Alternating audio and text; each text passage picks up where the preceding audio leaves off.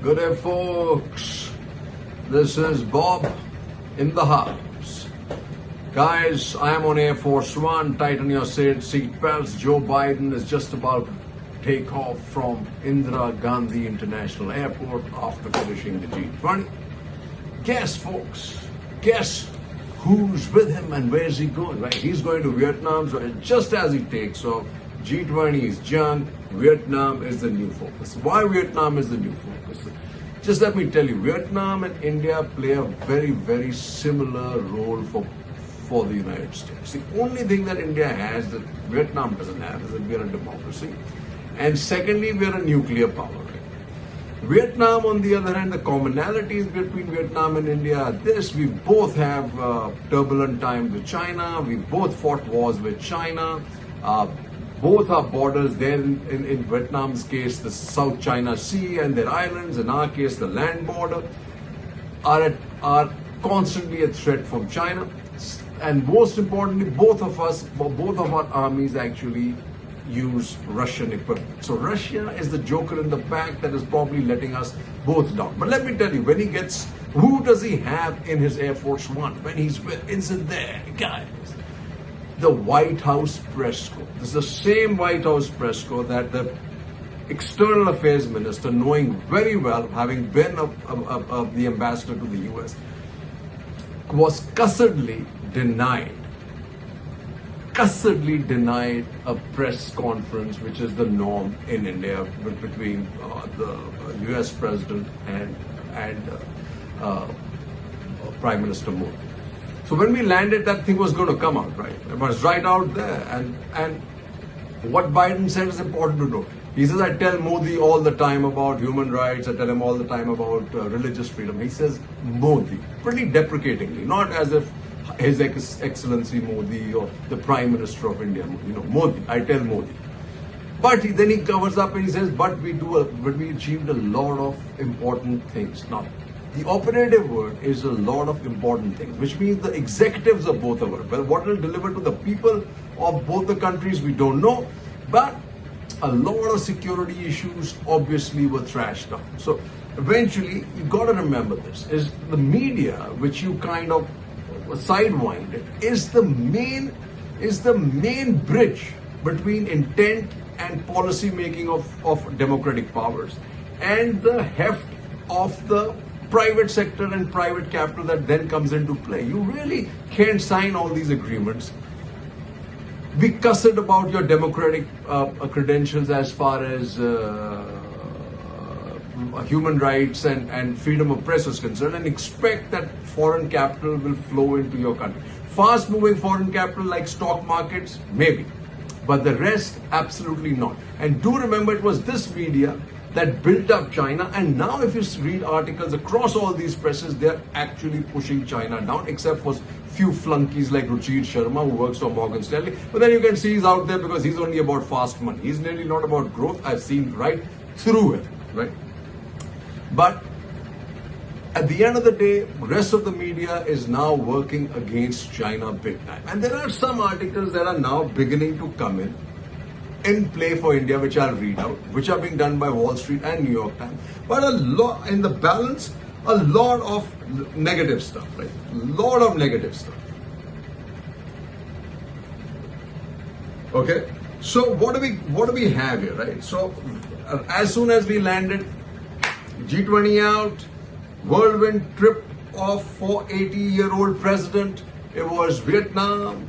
Then you have Kim was in play at summit. Kim vows to support Putin's sacred trust struggle. And just remember, China plus one window is finite. Grab it urgently is an article out. But China plus one is already Vietnam. Vietnam is in play right across of consumer durable and consumer and perishable space, which is shoes and garments and all that stuff, which we are nowhere, right?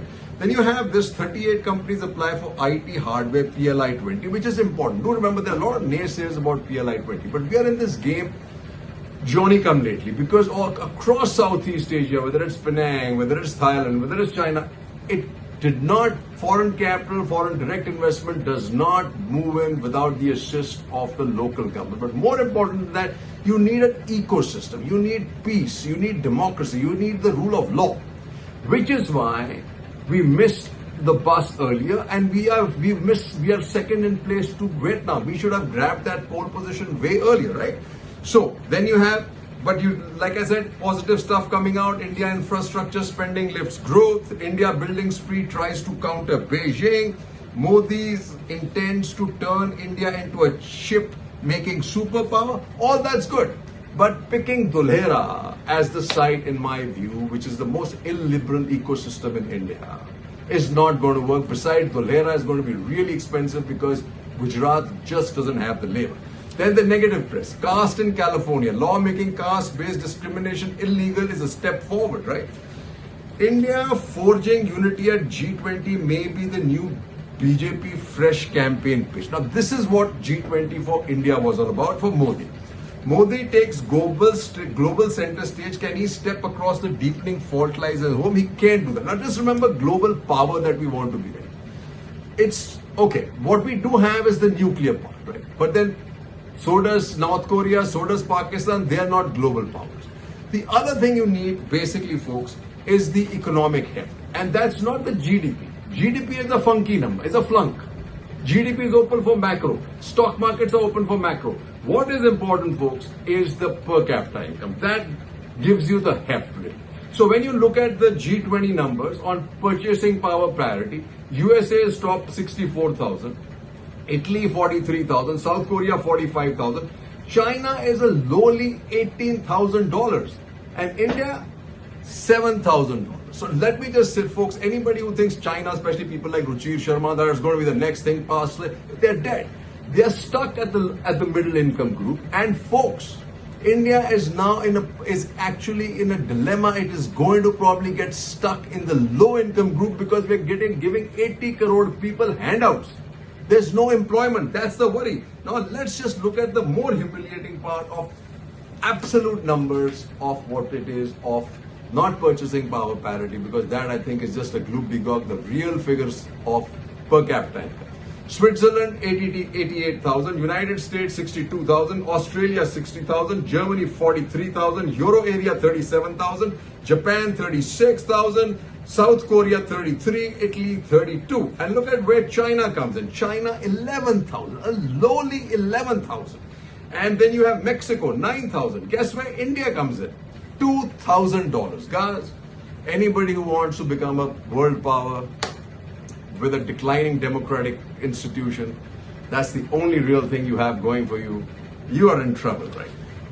India keeps pulling internet plug, hampering digital economy, like I said, negative. Then the other thing that makes a great nation is the nation that looks after its armed forces. Just remember, the United States president calls each and every family of a fallen soldier. And look what we have. Kin villages mourn deaths of army officers caught in encounter, a SP, a major and a colonel. We'll come to the major and colonel deaths at another time. But the point is, not a word has been said today of condoning by the Prime Minister, by the Home Minister, or by the Raksha Mantri. That does not speak highly of this nation. Okay, and then you had this G2A2 anxiety as you went into this whole process. There was a process that, both countries, India and the US, are feeling each other out. Tanvi Madan. For Delhi and Washington, the others China choices matter. Even though India-US ties are broad-based, shared concerns about China have been a key driving force in the partnership, as well as the development of the Quad. And there's anxiety that if the other strikes a grand bargain with China, it will serve as a brake on India-US ties and also constrain Delhi or Washington's option in the Indo-Pacific and globally. But I think there should be rest assured. There'll be none. Because as Seema Sirohi writes, it was a blockbuster. She writes, it was India's show to steal and it stole. It was aplomb. The G20 summit was a blockbuster. No two ways about it. India managed to forge consensus, produce a clean communique, announce a mega connectivity project linking different worlds, and welcome the African Union as a new member. Then she writes, Not to forget Modi-Biden bilateral meeting, and that resulted in another substantive joint statement a mere 8 weeks after the humongous watch out here we come mini book or path-breaking announcements on June. The US Congress has approved the GE-HAL joint venture. India has issued a letter of request for M31MQ-NV drones. A second master ship repair agreement is done. The last of the 7 WTO disputes have been sorted. Biden's India visit also prompted movement on Capitol Hill. Gregory Meeks, senior most Democrat on the House Foreign Affairs Committee, and Andy Barr, Vice Chairman of the Indian Caucus, introduced a bill on Friday to allow sale of high-performance computers, electronic assemblies, and software without a Commerce Department license. If the bill goes through, it would remove one more regulatory barrier and allow greater cooperation with India, which is critical to tackling shared geopolitical and security challenges. Xi Jinping stayed away rather than celebrate a fellow Asian power. His absence wasn't a snub to India, but a self-goal for China. But at the end of this day, folks, this was a US show. And let me just read this out to you. Vying for dominance, Alexander Shah. He says US President Joe Biden touched down in India on Thursday in anticipation of the much-heralded G20 summit, and he's already making waves. Capitalizing on the looming absence of Chinese President Xi Jinping and Russian President Vladimir Putin, Biden was quick to assert US dominance over the economic bloc and remind developing countries that Washington is their best ally for advancement. This will be Xi's first time missing the summit since coming to power in 2013, and it is the second consecutive year that Putin is skipping out. Upon arriving in New Delhi, Biden touted his G20 proposal for countering China's influence and promoting the global south. He announced plans to strengthen the World Bank and International Monetary Fund to better assist developing nations in repaying their debts. Biden has repeatedly turned to the two Western-led institutions as alternatives to China's BRI initiative. Okay? Then he says, Biden hopes that Xi's absence at the G20, which runs from September 9th to 10th, will demonstrate that Beijing is in no position to help developing countries, especially as it fails to alleviate its own deflation and property crisis. China's yuan slid to a 16-year low on Thursday as the US dollar gained strength. Following the G20, Biden is set to visit Vietnam for 2 days to strengthen bilateral ties with growing economic power. Despite Hanoi and Washington only normalizing relations in 1995, the two nations have developed robust trade relationships to counter Chinese influence in the Indo-Pacific. The United States is Vietnam's largest export market.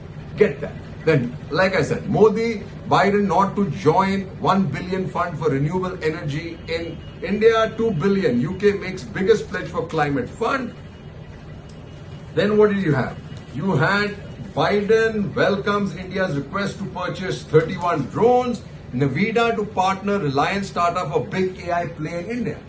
India-US Institute will operate virtually open for higher education. Modi, Biden consolidate India and US friendship to further global good. Modi takes up trade rail project in bilateral meets. India's supply chain opportunity, and that's what really is. As the focus on China plus one increases, India has a historic opportunity to promote industrialization in all of South Asia. It will stabilize the region, increase jobs, and make it less vulnerable to Chinese enticement. And that's the United States play. Biden, Modi affirm ties before G20. And why US becomes important is what's happening in the United States. And Indian companies must play to that, right? And I've said that before. US policy shifts from liberalization to domestic resilience. India, US map out economies from supply chain in complementary ways. Biden incentivizes shift foreign money to US factories. That's the important part. On Modi, Biden table, small nuclear reactors, jet deal, easing visa, joint aid for Ukraine. Shift to electric gets 12 billion in funds. It's really, really important for India. India's, especially because of this, India's green subsidies falter, needs the United States. GE deal puts India-US ties in new orbit. Congressional nod for GE engine deal soon, says Envoy, which happened. US trade bodies push back against India's IT hardware import curbs. This is cutting your own feet. China-Ukraine defense on PM Biden bilateral agenda. Modi Biden may try to sort out civil nuclear irritants. It's really lots of work done. It's time to lower barriers, raise expectations, ambitions to take India-US trade to next level. Modi and Biden, an expansive agenda awaits them for one, injecting life into the moribund nuclear deal unveiled in 2005-2008, and the other big thing, ICET gets pushed with focus on new tech. And what are besides that, the BRI stuff that I'm going to talk about later, what was it that happened, right? One was this, Biden meeting Hasina in India. Remember, the NSA is after Bangladesh for a non-democratic process in elections. So that was really good. Indo-Bangladesh PMs agreed to expand cross-border connectivity trade. Beyond the conference, Hasina's daughter shares limelight. The other big thing was MBS is on the shit list in the United States because of what happened to Adnan Khashoggi in Turkey. However, here, Biden was meeting MBS and the US was in a flux. The US media was in a flux. But MBS is critical for this corridor that good old Biden wants to compete against BRI, right? Biden promises to deliver solution to shared world. Why Saudi Arabia matters. India-Saudi pledge to expand defense ties. And then you have this why Saudi Arabia matters to India. The relationship between New Delhi and Riyadh has been improving steadily. Saudi Arabia is a critical partner and India is not wasting any opportunity to engage Crown Prince MBS, the country's de facto ruler. But let me just tell you this, right? We have to just remember this, right? We've played our cards well. The real three takeaways I saw from this, besides, I don't think as far as its domestic value is concerned, it's going to be much. It's going to go down the tubes like the Commonwealth Games because a lot of corruption issues are going to come out. And whatever we've signed is not going to show up anywhere, anytime soon, not before the elections, right? So that was a bummer. And because of that, you had this projection of Modi all over the place. That bummed out the media, which is critical for the FDI movement into India, which is really, really patchy and slow, which is not there. In fact, last 2 years has seen the lowest FDI ever, right? No matter what anybody says, right? That is greenfield FDI. It's not there, right? So we let the media down. We made sure that every rest of the world saw our undemocratic side of us, right? So two big things that are critical for us being a part of it is we lost that opportunity. Vietnam is playing its cards right. It's way ahead of us as China plus one, folks.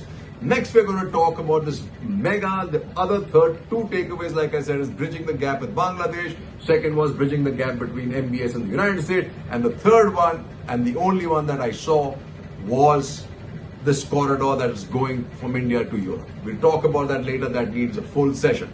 3 cheers and Jai Hind.